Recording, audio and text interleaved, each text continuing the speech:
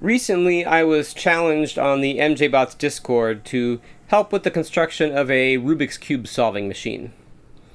Now, humans can solve a Rubik's Cube pretty darn fast, and robots can do it even faster yet. Here the task was to try to get a moteus R4 and an 8308 motor to move 90 degrees in as short a time as possible. Out of the box, they were able to get around 42 milliseconds for a complete move, but what is the limit? How fast can it go? What is the fastest way to move a motor from position A to position B? Just like you were on an interstellar voyage, there will be an acceleration phase, possibly a coast phase, and a deceleration phase.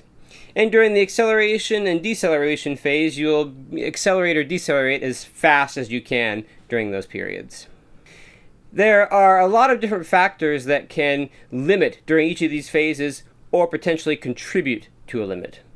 For instance, the maximum current that the motor can accept without demagnetization, the maximum current and power that the motor driver can emit, the motor's rotational inertia, the back EMF derived maximum system velocity. The list goes on and on. I did not have the exact requested motor, but I had already characterized the BE8108 for the moteus performance analysis tool. So I decided to use that, as they're pretty similar in specifications. I mounted it with a moteus R4, wiped the configuration, calibrated it, set the bounds to NaN, and hooked up the high-rate debug port. To measure the baseline performance, I used TView to command motions between 0 and 0.25 revolutions at progressively higher accelerations, and for each motion captured the position, the measured torque, and the commanded torque at the full control rate. The best results I was able to achieve here were, wait for it, around 42 milliseconds. But it obviously wasn't working that well because the commanded torque wasn't very optimal. Plus, when I tried to go faster than 2000 hertz per second, this started happening. What do you see in that plot that looks problematic? It looked to me like the measured torque was not tracking the control torque properly, starting right from the beginning, but getting drastically worse when it tried to decelerate. I realized I had not relaxed the maximum rate at which the command torque was allowed to change, which by default takes around 20 milliseconds to do the full swing from minus 100 amps to plus 100 amps. For this experiment, I set it to be basically unlimited and then just repeated. After that, I was able to get some improvements all the way up to 4000 hertz per second, and the overall motion sped up to, wait for it, 37 milliseconds. So better, but still not great. This improved plot does show that the control torque, or what moteus would like to achieve, is far from what would happen in an ideal system. The ideal waveform during the acceleration phase would have the torque at the absolute maximum possible at each given instant, which would continue right until the deceleration phase, at which point the sign would flip, and the torque would be the maximal negative value during the deceleration phase. There may be a coast phase in the middle if the maximum speed is reached. Here, the torque gradually ramps up as the PID error increases, then starts going down once the sign of the PID error flips. If I lived in a fantasy world where every robot worked on the first time and encoders had infinite bandwidth, you could just increase the proportional and derivative terms arbitrarily high until these waveforms tracked perfectly and the measured torque was a nice square wave.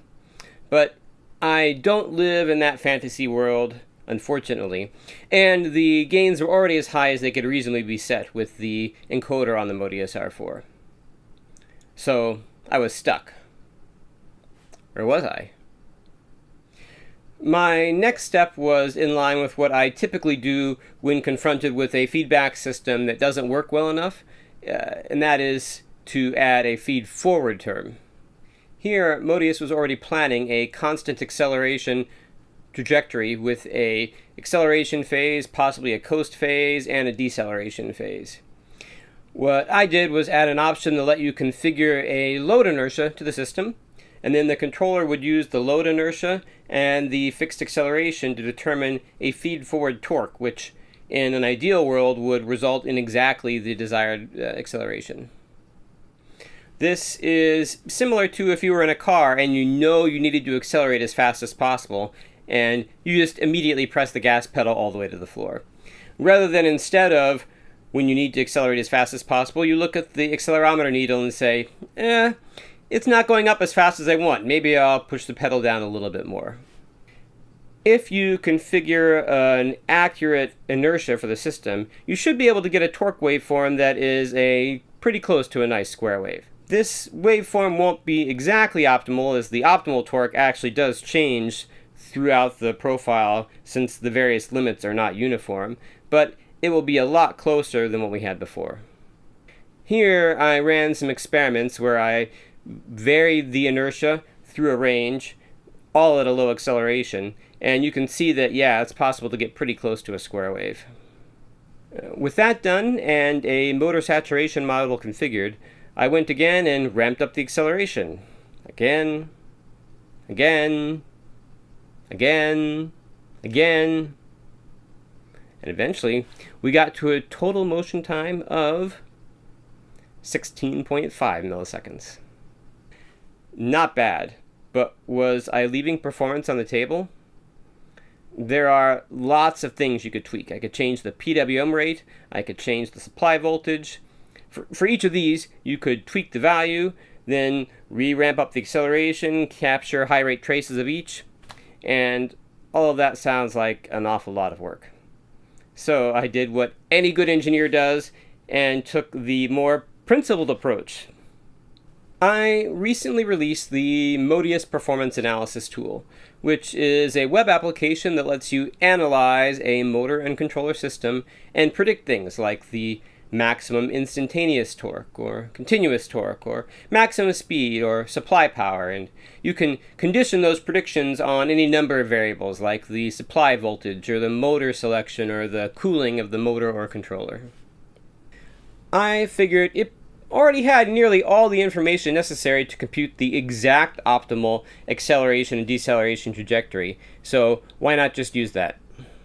Since MPAT could already estimate the maximum instantaneous torque at any operating point, I had it integrate that torque from starting at 0 until it reached the halfway point, and then assumed that the deceleration phase would be perfectly symmetric, which is not a completely accurate assumption, but it is close enough. During that integration, it records the peak power and velocity, and also records the average of all the various controller and motor loss terms. The move distance and load inertia are parameterizable in MPAT, so you can run comparisons across those along with different motors, controllers, or any other parameter you might be interested in. Using this analysis, it looks like the exact optimal move time with a moteus R4 and the BE8108 is around 15 milliseconds. So that's only maybe 10% faster than we were able to achieve with our feed-forward inertia-based acceleration profile. If you let MPAT sweep over the PWM frequencies and supply voltages, the result improves a little bit, down to 14 milliseconds. So not a whole lot of improvement. That means that we're pretty close to the optimal. There's not a whole lot of performance left on the table with this motor and controller. This doesn't have to be the end. With a different controller and motor, it should be possible to go a lot faster. The moteus X1, for instance, has a higher power output and a higher maximum phase current. And if we use an inrunner, or maybe even a custom inrunner that has a higher torque to inertia ratio, it should be possible to go a lot faster. What do you think? Should I give it a try? Let me know in the comments down below.